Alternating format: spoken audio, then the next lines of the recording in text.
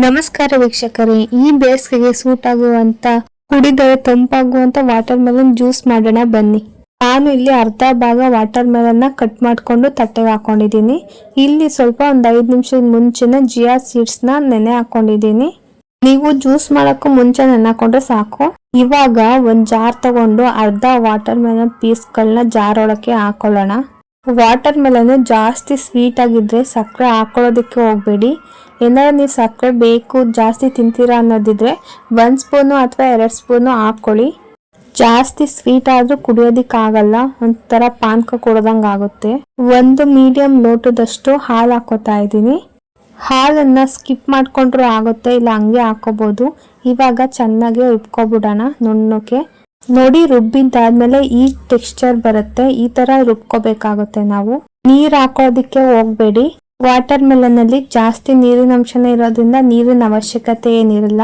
ಇನ್ನು ಮಿಕ್ಕಿರೋ ಪೀಸ್ಗಳು ಇತ್ವಲ್ಲ ಅವನ್ನ ಹಾಕೊಂಡು ಇವಾಗ ರುಬ್ಕೊಂಡ್ಬಿಡೋಣ.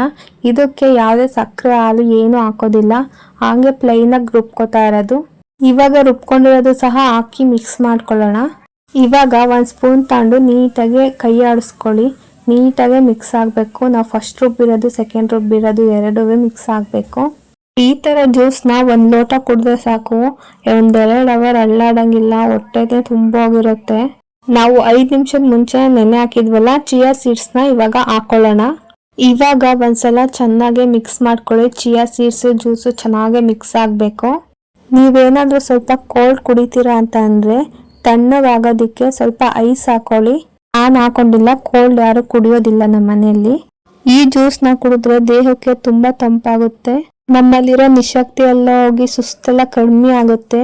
ಈ ತರ ಹಣ್ಣಿನ ಜ್ಯೂಸ್ಗಳನ್ನ ಹಾಗಾಗಿ ಮಾಡ್ಕೊಂಡು ಕುಡಿತಾ ಇರಿ. ಈ ತರ ಜ್ಯೂಸ್ ನ ನೀವು ನಿಮ್ಮ ಮನೆಯಲ್ಲಿ ಟ್ರೈ ಮಾಡಿ ಅಂತ ಹೇಳ್ತಾ ಈ ವಿಡಿಯೋನ ಇಲ್ಲಿಗೆ ಮುಗಿಸ್ತಾ ಇದ್ದೀನಿ. ಈ ವಿಡಿಯೋ ಇಷ್ಟ ಆದ್ರೆ ಲೈಕ್ ಮಾಡಿ, ಶೇರ್ ಮಾಡಿ, ನನ್ನ ಚಾನಲ್ ನ ಸಬ್ಸ್ಕ್ರೈಬ್ ಮಾಡ್ಕೊಳ್ಳಿ. Thank you.